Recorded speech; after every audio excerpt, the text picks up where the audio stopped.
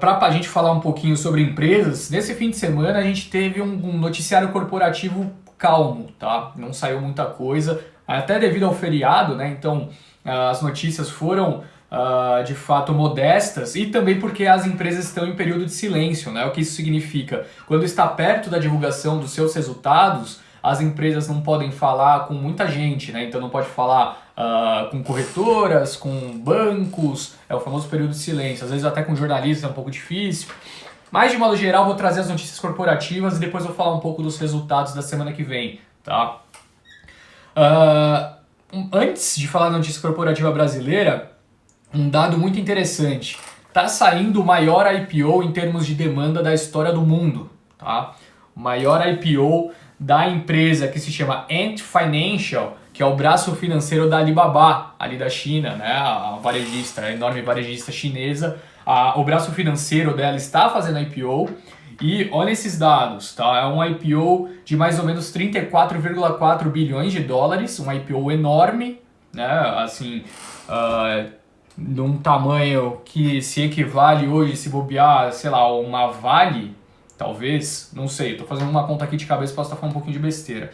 Mas, de toda forma, a demanda para esse IPO ficou na casa de 3 trilhões de dólares. 3 trilhões de dólares a demanda pelo um IPO de 34 bi. E aí, só no Brasil, né, foi mais ou menos 280 milhões de reais que investidores nacionais tentaram, né, entrar na oferta. Mas, de fato, bem interessante, né? 3 trilhões de dólares num IPO. Bom, de notícia importante nesse fim de semana, né? Na quinta-feira já tinha saído um acordo extrajudicial entre Ser e Anima, né? Pelos ativos da Laureate, uma companhia americana que está se desfazendo dos seus ativos aqui no Brasil, mais de 4 bilhões em ativos, né, educacionais.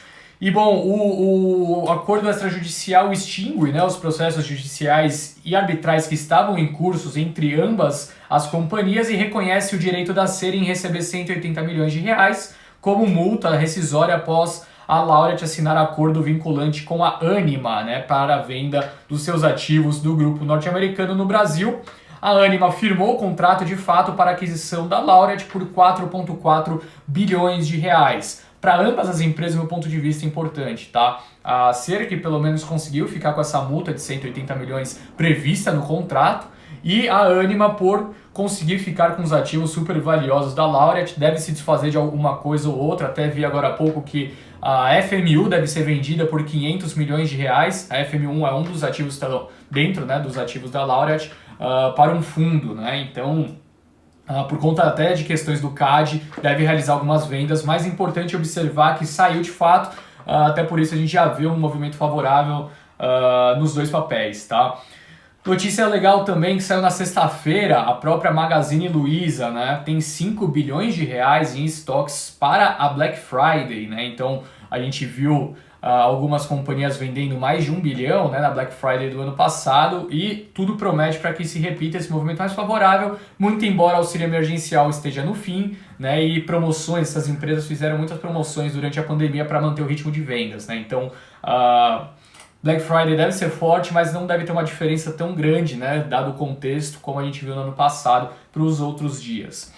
JBS, né, em Assembleia Geral Extraordinária, foi confirmada a aprovação de ação por responsabilidade contra irmãos batistas, o que isso significa, né, os investidores, até pelo que saiu na mídia, o BNDES faz parte desse grupo de investidores que querem fazer com que, né, os irmãos batistas tenham que ser responsabilizados e remunerar, né, a companhia por tudo que aconteceu nos últimos anos. Então foi aprovada, né, essa ação por responsabilidade, vamos ver no que dá, mas em teoria para a JBS, né, parece ser positivo.